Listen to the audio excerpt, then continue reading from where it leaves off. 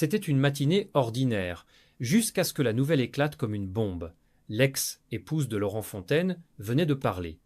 Après des mois de silence pesant, elle avait choisi de livrer sa vérité, une vérité si troublante qu'elle a secoué toute la France médiatique.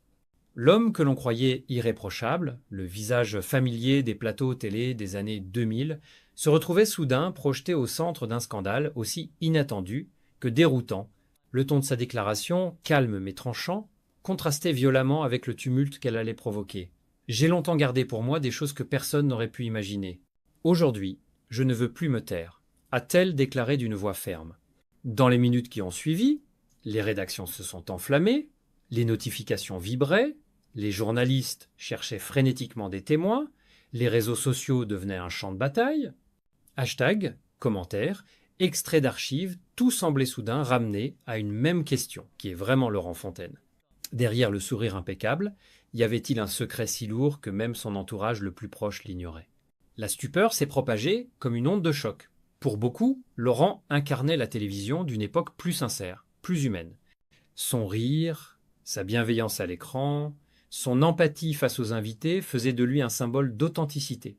Alors apprendre que sa vie privée aurait été bâtie sur des non-dits, voire sur une illusion, a bouleversé le public. Certains parlaient de trahison, d'autres d'une vérité nécessaire, mais tous ressentaient cette étrange fascination que provoquent les chutes spectaculaires.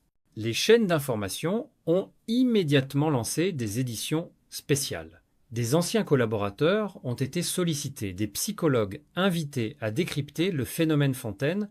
On disséquait chaque mot de la déclaration de son ex-femme, chaque pause, chaque soupir. Le pays tout entier retenait son souffle, comme suspendu à une confession encore incomplète. Et plus les heures passaient, plus la question s'imposait avec insistance, quelle était cette vérité terrifiante qu'elle évoquait? Ce mot « terrifiante », répété en boucle, suffisait à alimenter toutes les hypothèses trahison, mensonge, double vie, secret professionnel. Personne ne savait, mais tout le monde voulait savoir.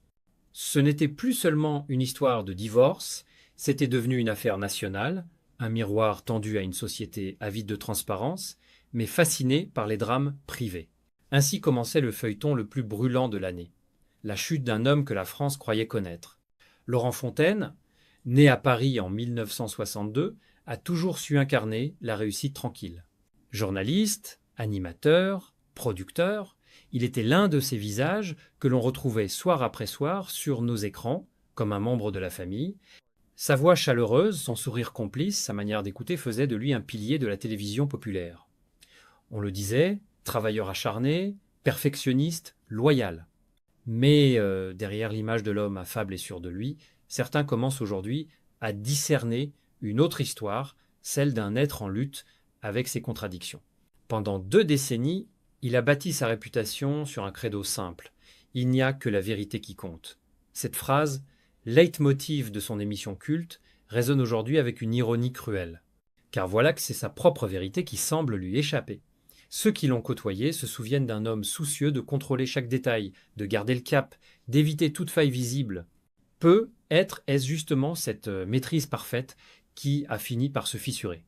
L'ex-épouse, dans ses premières confidences, a évoqué la solitude derrière les paillettes. Il rentrait tard, souvent absent même, quand il était là.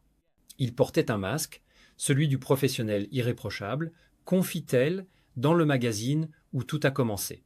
Peu à peu, les mots dessinent une silhouette différente, celle d'un homme prisonnier de son propre rôle. La télévision, cette machine à fabriquer des héros, avait peu être transformé Laurent Fontaine en un personnage que lui-même ne reconnaissait plus. Dans les rédactions, on exhume des interviews oubliées, on y découvre des phrases étranges, presque prémonitoires. La vérité, tout le monde la réclame, mais personne n'est prêt à la voir. Ces paroles, prononcées en 2003, prennent aujourd'hui une résonance nouvelle. Était-il déjà conscient du mensonge qu'il vivait? Était-ce une forme d'aveu déguisé? Les internautes s'interrogent, comparent les images, commentent chaque geste ancien, ce qui paraissait spontané semble soudain calculé, ce qui paraissait sincère devient ambigu. L'homme que la France aimait regarder se transforme, malgré lui, en sujet d'enquête. Derrière le présentateur impeccable se cache une tension silencieuse, une vie doublement exposée et dissimulée. Et dans cette atmosphère de doute et de curiosité morbide, une certitude s'impose. Le Laurent Fontaine public n'était peu être qu'un rôle, celui d'un homme qui voulait croire qu'en montrant la vérité des autres, il pouvait cacher la sienne. Le moment tant redouté est arrivé lorsque, dans un entretien exclusif accordé à Closer, l'ex-femme de Laurent Fontaine a prononcé ces mots simples mais foudroyants: « J'ai vécu dans le mensonge pendant des années ». La phrase, lourde de sous-entendus, a suffi à relancer toutes les spéculations. Mais ce qui a véritablement sidéré le public, c'est ce qui a suivi. Elle évoque une relation difficile à définir, au-delà de l'amitié entre son ex-mari et son collaborateur de toujours, Pascal Bataille. En une seconde, la complicité légendaire du duo le plus emblématique de la télévision française se charge d'un tout autre sens. Laurent et Pascal, c'était une histoire connue de tous. Deux hommes inséparables, deux personnalités complémentaires qui, ensemble, avaient fait vibrer les plateaux de télévision au début des années 2000. Ils riaient, s'interrompaient, se complétaient à merveille, leur alchimie était telle que les téléspectateurs les imaginaient frères d'âme. Mais désormais, cette fraternité médiatique se trouve relue sous une lumière nouvelle, une lumière trouble, presque intime. Je les voyais rire, se comprendre d'un regard, voyager ensemble. Au fil du temps, j'ai ressenti un malaise, confie-t-elle, la voix étranglée. Ce malaise, elle dit l'avoir enfoui, par peur de détruire une image que la France entière adorait. Pourtant, un jour, les signes sont devenus impossibles à ignorer. Une main posée trop longtemps sur une épaule, un regard échangé hors des caméras, une complicité qui dépassait la simple camaraderie. Dès la publication de l'article, les réseaux sociaux se sont embrasés. Les extraits d'anciennes émissions refont surface. Les internautes s'improvisent détectives. « Regardez comme Pascal le regarde ici !» écrit une fan sur X. Les vidéos se multiplient, les analyses fleurissent, chacun prétend déceler la preuve d'une vérité cachée. L'intime devient un spectacle public, et le duo Fontaine-Bataille, jadis symbole de succès, devient sujet d'interrogation collective. Dans les bureaux des chaînes télévisées, la panique s'installe, des images d'archives sont passées au crible, des anciens techniciens témoignent anonymement « on sentait quelque chose, mais personne n'osait en parler ». Certains racontent des éclats de rire étouffés dans les loges, d'autres des disputes passionnées qui finissaient toujours en réconciliation. Mais au-delà du scandale, la confession révèle une autre tragédie, celle d'une femme trahie, non pas par une infidélité ordinaire, mais par une vie entière, vécue dans l'ombre d'une vérité indicible. « J'ai voulu sauver les apparences. Aujourd'hui, je veux juste me retrouver, dit-elle. » Une phrase simple mais déchirante, qui résume la désillusion d'une vie partagée avec un homme que tout un pays croyait connaître. À peine l'interview publiée, la France entière semble perdre la mesure du réel. En quelques heures, le nom de Laurent Fontaine devient viral, son visage inonde les écrans, son passé se transforme en puzzle géant que chacun s'emploie à reconstituer. Les tabloïds rivalisent de titres accrocheurs. Le secret inavouable de Fontaine. L'amitié qui cache tout. Les talk-shows s'enchaînent, les chroniqueurs débattent, les psychologues de plateau dissèquent l'affaire comme un cas d'école. La frontière entre amitié masculine et relations cachées, entre image publique et vérité privée, les réseaux sociaux, eux, deviennent un tribunal permanent.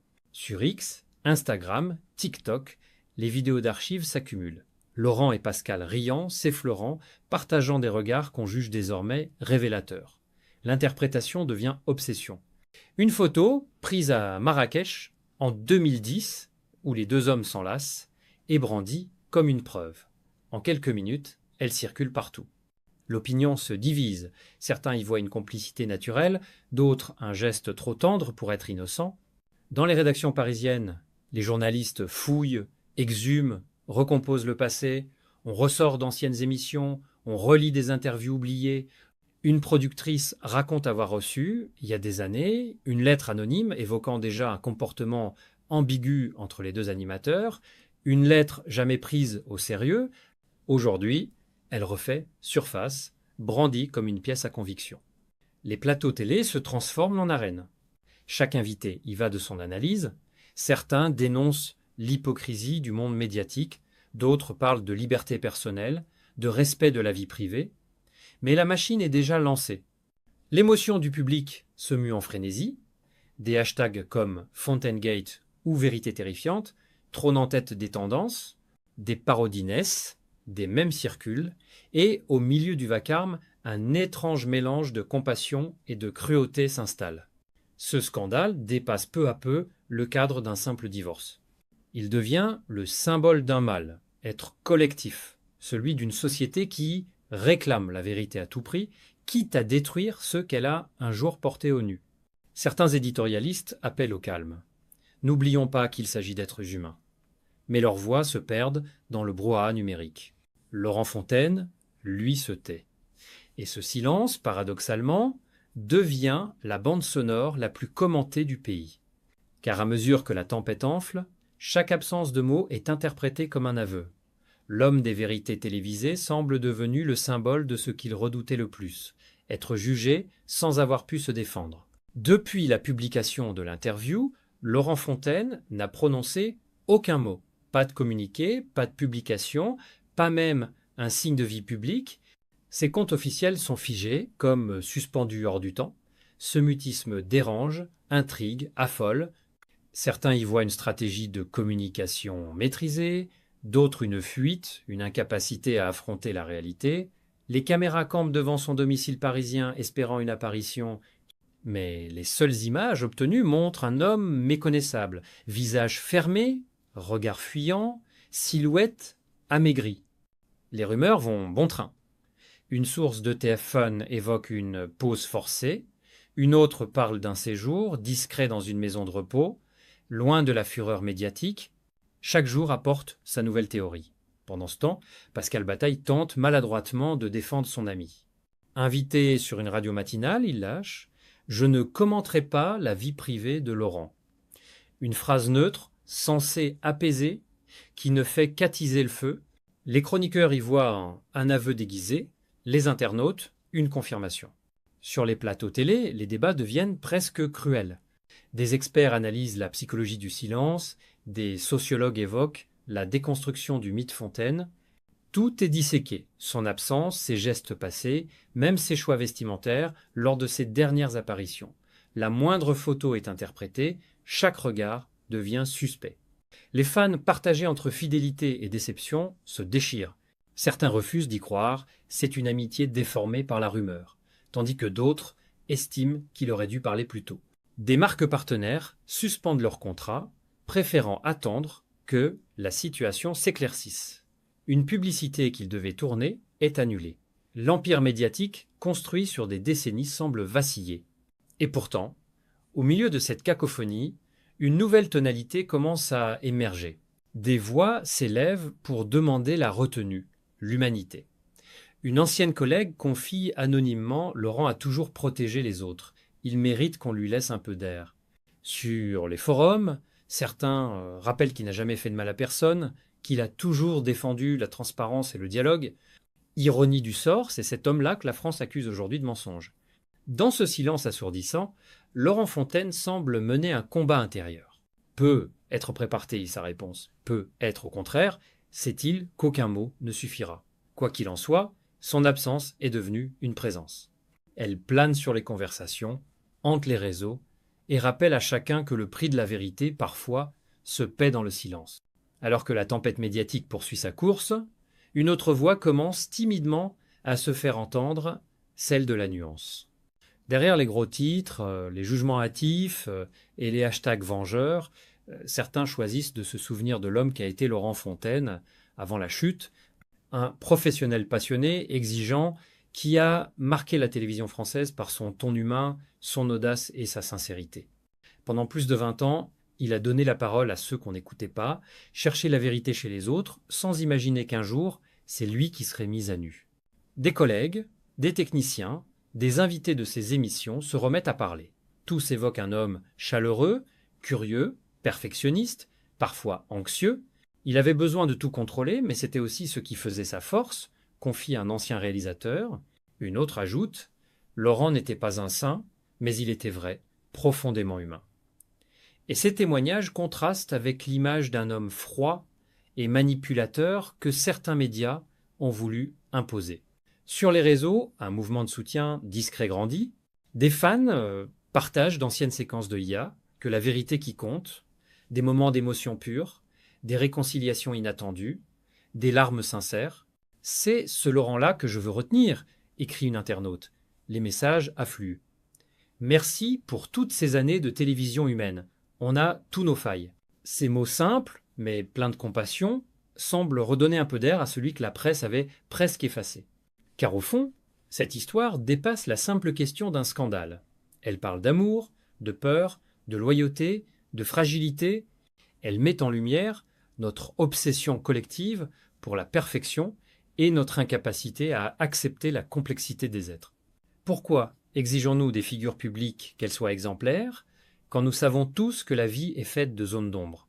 Un éditorial du Monde résume le dilemme: ce n'est pas la vérité qui détruit les hommes, c'est le regard impitoyable de ceux qui la réclament. Et peut être que, au bout de cette épreuve, Laurent Fontaine trouvera autre chose qu'une chute, une forme de renaissance. Car, après tout, ce qu'il a toujours défendu sur ses plateaux, c'était l'idée que dire la vérité pouvait libérer.